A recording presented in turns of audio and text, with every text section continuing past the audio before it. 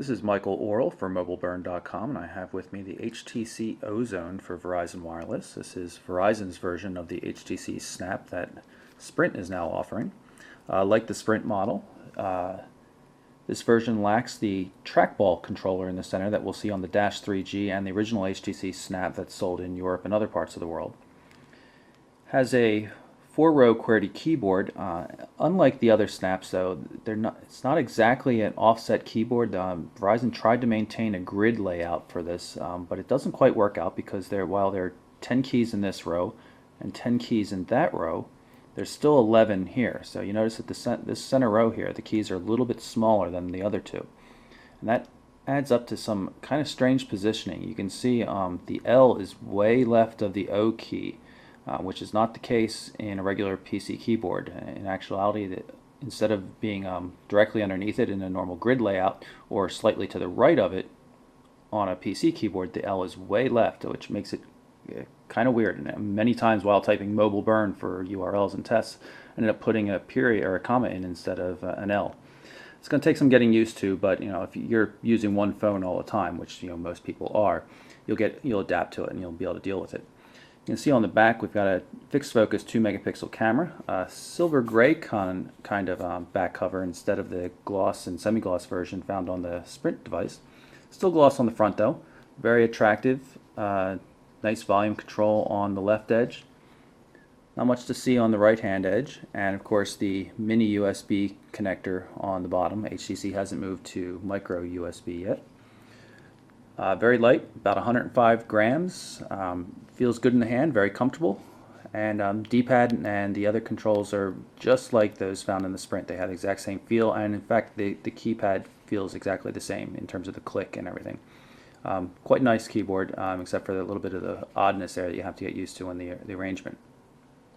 Here's a side-by-side comparison of the Ozone and the HTC Snap for Sprint. You can see how the keyboards differ.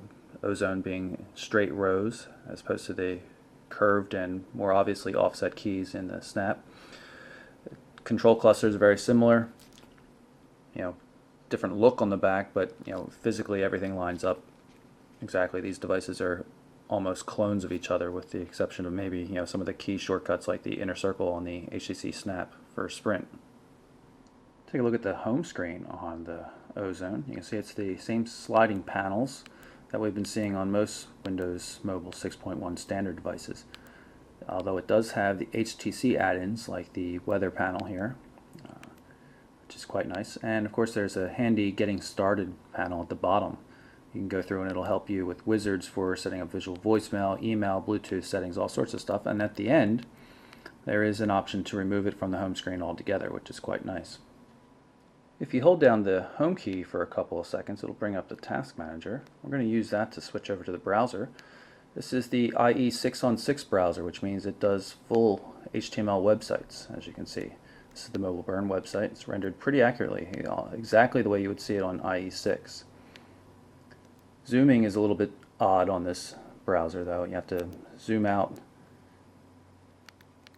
pan to the spot on the page you want, and then zoom back in.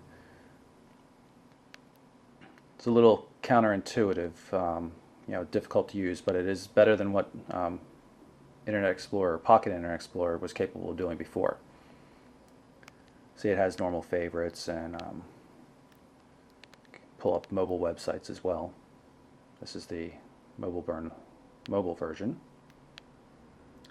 There are two ways to get to your email quickly. You can select the email panel, or you can access the dedicated key down here. And like this T-Mobile version, there is no HTC Inner Circle email function, which is a shame. But again, you press that button and get to the email messaging client quickly. We're going to select the Gmail account, and we have a file with some attachments here, so you can see them. Here's a spreadsheet.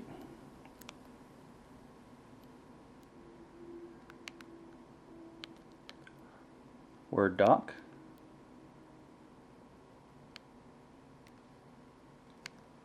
You can see it supports HTML text, formatting, bolds, colors, fonts, everything like that.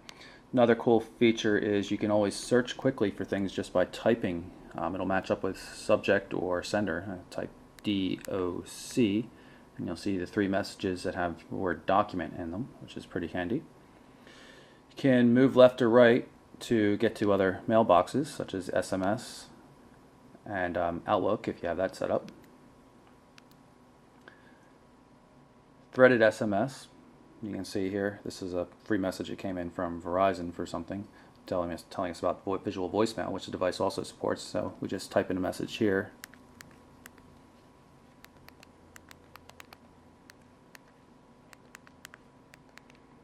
and send it away, and you can see it stays in that IM look, which is so popular right now.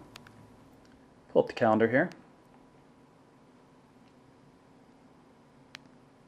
You can see we're in a day view right now, week view and monthly views. This is syncing with Google Calendar through a Exchange ActiveSync connection. You can see we're synced up there with Google, not for mail. Gmail has to be configured separately, but for contacts and calendar, it still works as an Exchange server. So the main menu, nothing much to talk about here. A fair number of add-ons, extra applications.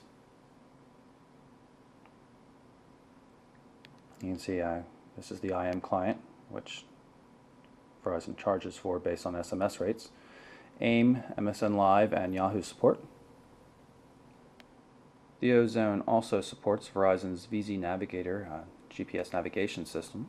We've got the camera loaded up on the device. See, here's the menu. Pretty simple to use. And just press the center button to snap a photo. And then you have a nice D-pad controlled set of options, so I can delete that just by hitting right on the D-pad and then moving over to yes. Not great quality photos, lacks autofocus and things like that, but it's still very convenient to use. So that's our quick look at the HTC Ozone for Verizon Wireless. Very nice device for people that were fans of maybe T-Mobile's Dash or the HTC Snap for Sprint. Still, lacks a 3.5mm headphone port, stuck on mini USB there, but nice keyboard feel and everything. Layout will take a little bit of getting used to, but good display, good specs all around.